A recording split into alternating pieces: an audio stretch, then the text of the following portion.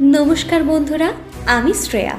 আপনারা শুনছেন ভয়ে ভয়ঙ্কর ইউটিউব চ্যানেল এবং মৃণাল দেবনাথ ফেসবুক পেজের স্যাটারডে ডেস্কের অনুষ্ঠান। আজ পরিবেশিত হচ্ছে টান টান উত্তেজনায় ভরা রহস্যাবৃত একটি গল্প, খোলা দরজার ইতিহাস। লিখেছেন প্রখ্যাত কাহিনীকার বিভূতিভূষণ বন্দ্যোপাধ্যায়। গল্প পাঠে মৃণাল দেবনাথ, দেবস্মিতা দেবনাথ ও আমি শ্রেয়া বন্দ্যোপাধ্যায়। মিউজিক দীপরাজ।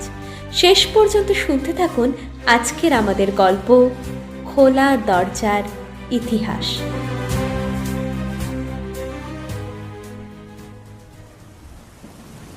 সন্তোষ দত্ত আমাদের মধ্যে একজন বড় গাল্পিক। বাইরে শ্রাবণ সন্ধ্যার ঘনায়মান মেঘজাল, মাঝে মাঝে জোনাকি পোকা জ্বলছে। মুখুজ্জে বাড়ির বৈঠকখানায় আমাদের নৈশ আড্ডা বসেছে। না, ও সব কিছু না, শুধু চা, আর আছে গরম মুড়ি, কচি শশা, নারকেল কুচি। সন্তোষদা আজ কলকাতা থেকে দুদিন এসেছেন। তিনি পরলোক তত্ত্বের আলোচনা করেন। এ সম্বন্ধে প্রবন্ধও লিখেছেন, নামও আছে। সন্তোষবাবু এ গ্রামের জামাই। মাঝে মাঝে আসেন, কারণ শ্বশুর বাড়ির সম্পত্তির তিনি উত্তরাধিকারী। মাসে এক দুবার আসেন। আমাদের গ্রামের নতুন কলেজের নতুন মাস্টার মশাইরা একটা মেস করেছেন।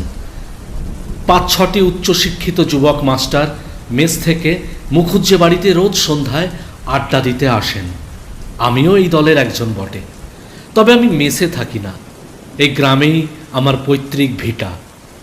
রামবাবু দর্শন ও ন্যায়ের অধ্যাপক। তিনি বললেন, আপনি প্রমাণ করতে পারেন পরলোক আছে? না। তবে? প্রমাণের ব্যাপারে নয়, তবে আমি আপনাকে অনেক ঘটনা বলতে পারি। বলুন, কি ঘটনা? তার চেয়ে আপনি বিশ্বাস করেন? করি। কি করে জানলেন পরলোকের ব্যাপার? Knock and it will be opened into you. ওসব বড় অস্পষ্ট কথা। এর চেয়ে বড় সত্যি কথা খুব কম মহাপুরুষের মুখ দিয়ে বেরিয়েছে। প্রমাণ করা অত সহজ নয়। তবে এক আধটা ঘটনা বলি, শুনুন শুনুন। তার চেয়েও ভালো হয় যদি রেখাকে নিয়ে এসে একদিন আপনাদের সামনে প্রেত নামিয়ে দেখিয়ে দেওয়া যেত। কে রেখা? রেখা চক্রবর্তী, একজন বড় মিডিয়াম আমাদের ওই সাইকিক সোসাইটির। তার এই শক্তির জন্যে সোসাইটি তার মা, 2 ভাইকে পুষছে। রেখা চক্রবর্তীর বয়স কত? 17-18 হবে। আশ্চর্য শক্তি ওর। অনেক অবিশ্বাসী নাস্তিক লোক রেখাকে দেখবার পর আমাদের সোসাইটির মেম্বার হয়েছে, কিন্তু এবার আমরা ওকে ছেড়ে দিচ্ছি। কেন? খোলা দরজা পেয়ে পরলোক থেকে বড্ড অবাঞ্ছিত লোক, খারাপ লোক এসে ঢুকে পড়ে। কোথায় ঢুকে পড়ে? মিডিয়ামের দেহে। রেখার শরীরটা তো হলো খোল, খোলের মধ্যে ঢুকে পড়ে পরলোকবাসী বহু দুষ্টু আত্মা। ও দেহটাকে নিয়ে তারা সবাই ছিনিমিনি খেলতে শুরু করেছে। অদ্ভুত ফেয়ারি টেল। মশাই শিক্ষিত পণ্ডিত লোক, প্রত্যক্ষ তো একটা প্রমাণ। আপনাদের ন্যায়শাস্ত্রে কি বলে? হ্যাঁ, ওই আপ্ত অনুমানের চেয়ে প্রত্যক্ষ বড় প্রমাণ বই কি। চলুন আমার সঙ্গে, 67 নম্বর নন্দবাগান স্ট্রিট। রেখা ও তার মা ভাইয়েরা ছোট্ট একটা ঘরে ওই ঠিকানায় থাকে। গরিব বড্ড, কিন্তু সাইকিক সোসাইটি খেতে পড়তে দিচ্ছে বলে একটি মেয়ে তার সব কিছু বিসর্জন দিতে পারে না। তার নিজের দেহটা তার দখলে থাকছে না, অপরে দখল করে নিচ্ছে। তার মানে? এর মানে খুব সহজ, যে রেখাকে তার দেহ থেকে তাড়িয়ে দিয়ে অন্য দুষ্টু আত্মা সেখানে এসে জুড়ে বসেছে। ন্যায়ের অধ্যাপক রামবাবু এই আজগুবি কথায় নিজের মতের অকাট্যতা খুঁজে পেলেন। হেসে বললেন, এই জন্যই তো লোক আপনাদের কথা বিশ্বাস করে না।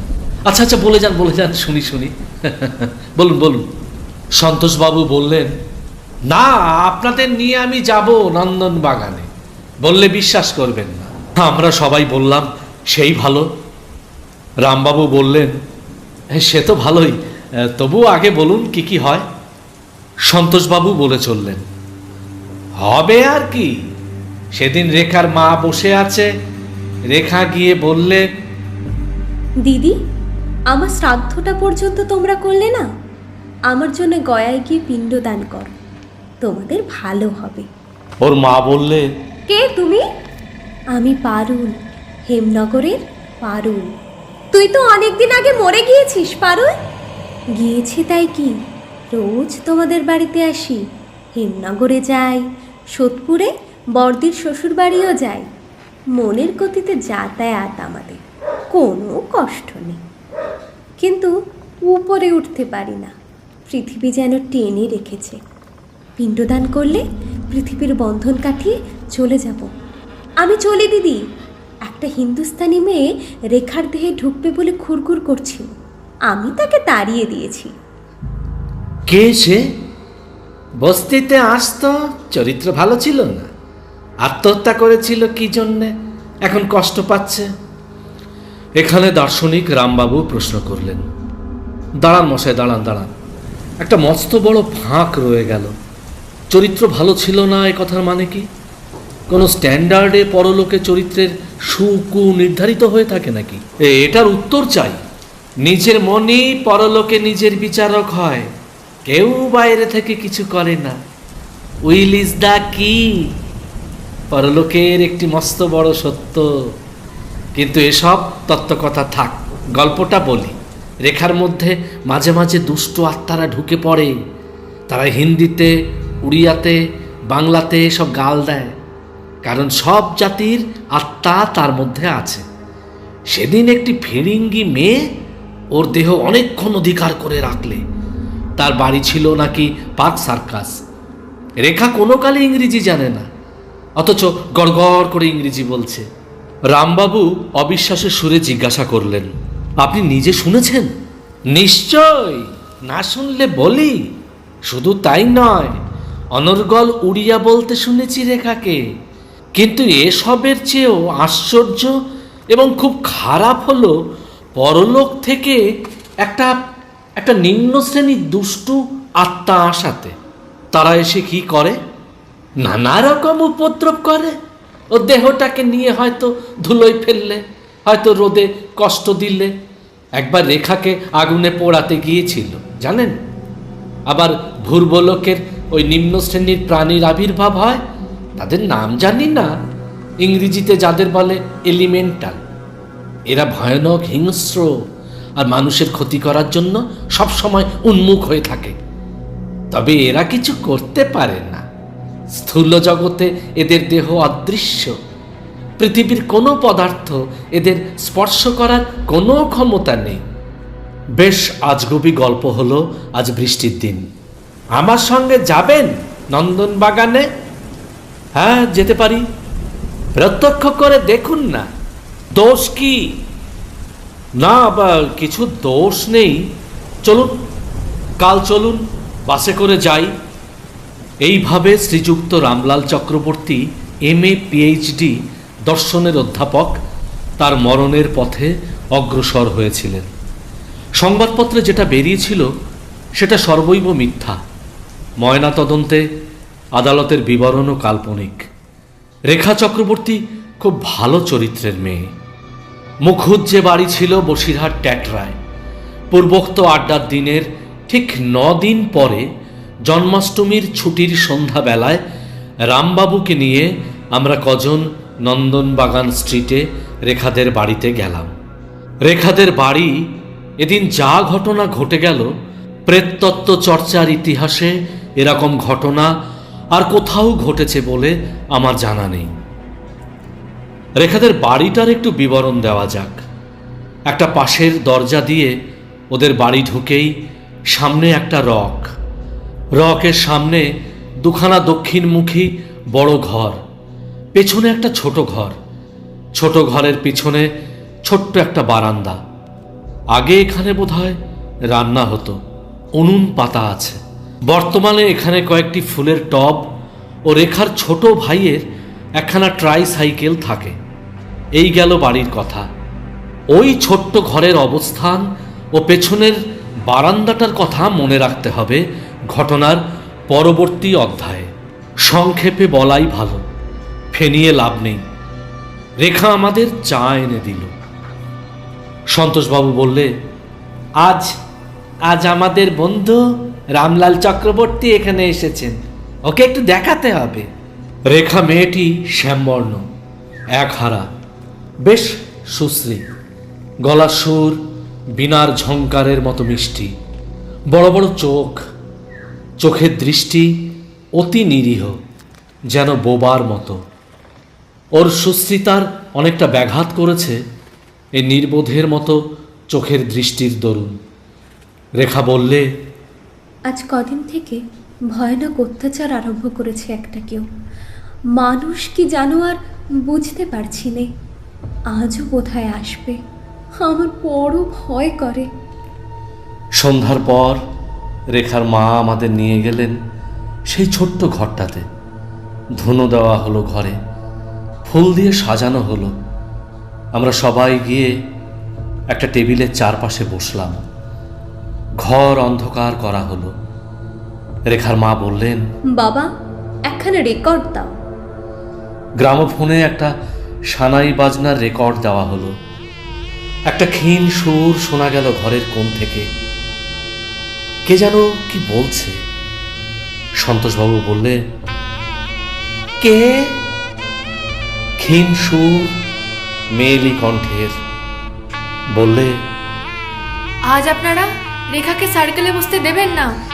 কেন? আপনি কে? আমি রেখার পিসি নীরদবালা। আজ ওর শরীরটা ততটা ভালো নেই। অনেকগুলো বাজে লোক অপেক্ষা করছে ওর দেহের মধ্যে প্রবেশ করবে বলে। আর কোনো শব্দ শোনা গেল না। খানিকটা সময় কেটে গেল। অন্ধকারে যেন ঘরের বাতাস ভারী হয়ে উঠেছে। রেখা চক্রবর্তীর কোনো সাড়া শব্দ নেই, মাঝে মাঝে ওর নাক ডাকার শব্দ ছাড়া। কিছুক্ষণ পরে নিদ্রিতা রেখার মুখ দিয়ে আবার কে একজন গম্ভীর সুরে বললে, মালতী, ও মালতী। সন্তোষবাবু বললেন, কে আপনি?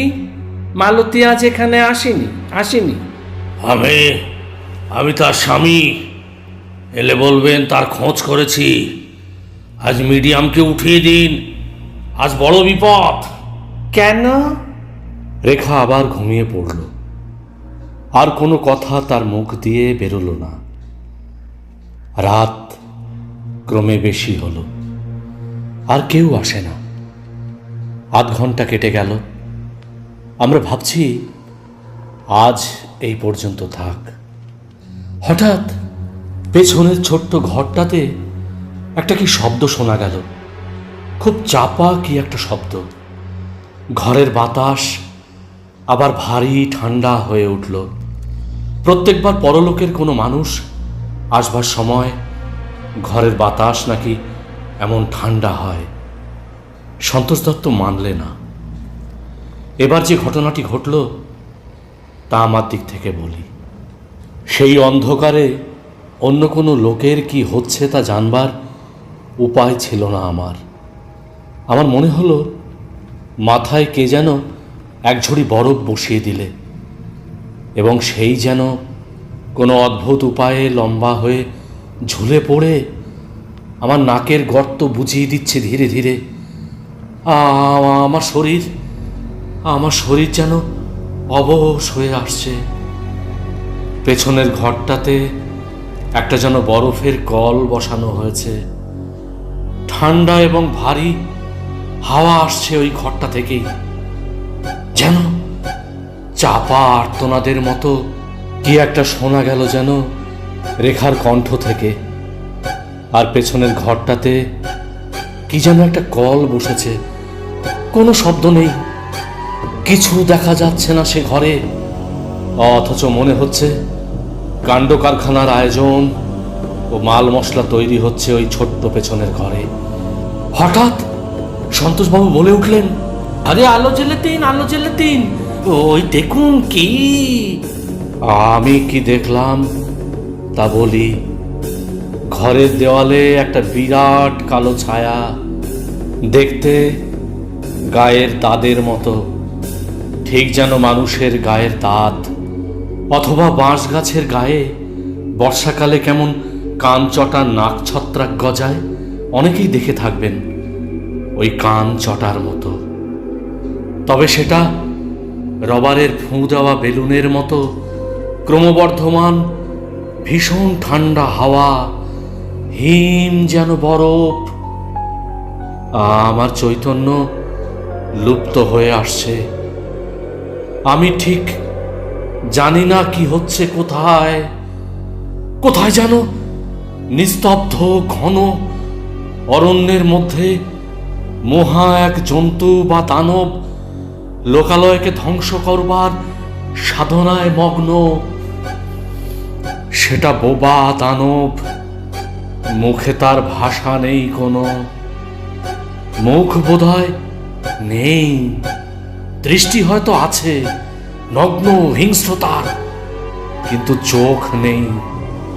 সে জিনিসটা কোনো মানুষ বা ছবিতে আঁকা দানব ভূত প্রেতের মতো আদৌ নয়, মোটেই নয়। সেটা একটা ক্রমবর্ধমান ব্যাঙের ছাতার মতো কিংবা গায়ের দাঁতের মতো বাড়ছে, বাড়ছে, ক্রমশ বাড়ছে, চওড়া হচ্ছে, ডাইনে বাঁয়ে সব দিকে বেড়ে বেড়ে সব যেন গ্রাস করে ফেলে দেবে। দাঁত ছড়িয়ে পড়বে সারা ঘরের গায়ে, ঘরের মানুষের গায়ে, ঘন কৃষ্ণবর্ণের দাঁত, রবারের বেলুনের মতো ফেঁপে ফুলে ক্রমশ বড় হচ্ছে, অথচ ভয়ানক হিংস্র উগ্র ক্রূর নির্মম বুদ্ধিহীন ধ্বংসের করাল দূত। কারো নিস্তার পাওয়ার উপায় নেই ওর হাত থেকে। একটা আর্ত চিৎকার শোনা গেল যেন ঘরে। আমি যেন দেখলাম পিছনের ছোট ঘরটা সেই বিরাট কালো ব্যাঙের ছাতা বা দাঁতে ভরে গিয়েছে। ঘরের দেওয়াল ও দাঁতটা ভেদ করে ওই জিনিসটা চারিধারে ছড়িয়ে পড়বে, কালো ভীষণ ঠান্ডা কাঁচটা দাঁত। আমি স্পষ্ট অনুভব করলাম মাথা থেকে নরম সেই মোমের মতো জিনিসটা বেড়ে নেমে ঝুলে পড়ে আমার চোখ ও নাক বুজিয়ে দিচ্ছে। আমি কথা বলতে পারছি না, আমি নিঃশ্বাসও নিতে পারছি না। কোথায় যেন ঢং ঢং করে 10টা বাজছে। আমি শুনে চলেছি 1 2 3 4 5 6 7। তারপর আবার আর জ্ঞান ছিল না।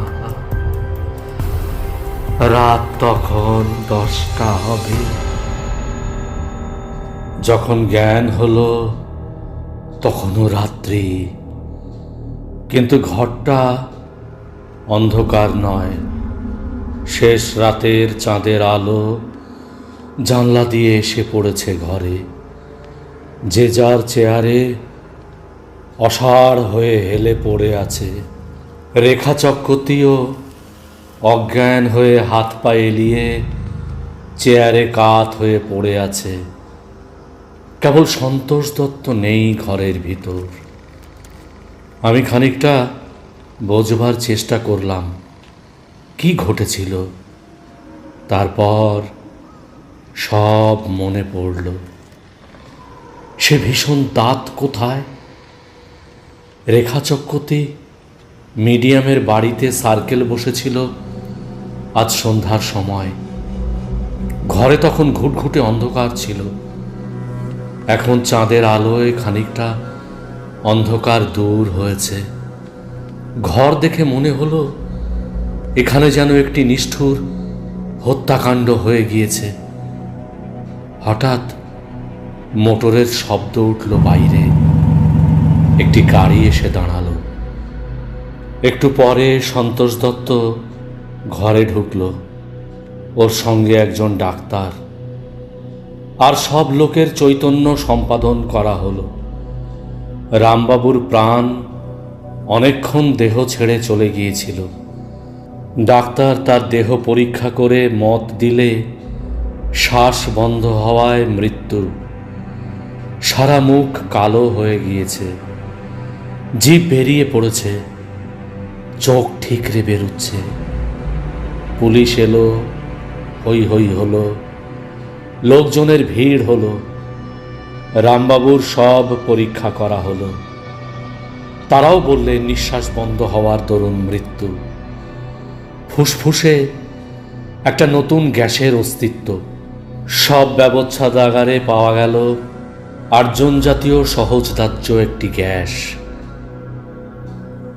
সন্তোষ দত্তকে অনেকদিন পর জিজ্ঞেস করেছিলাম সে রাত্রে কাণ্ড কারখানার মূল সূত্রটি।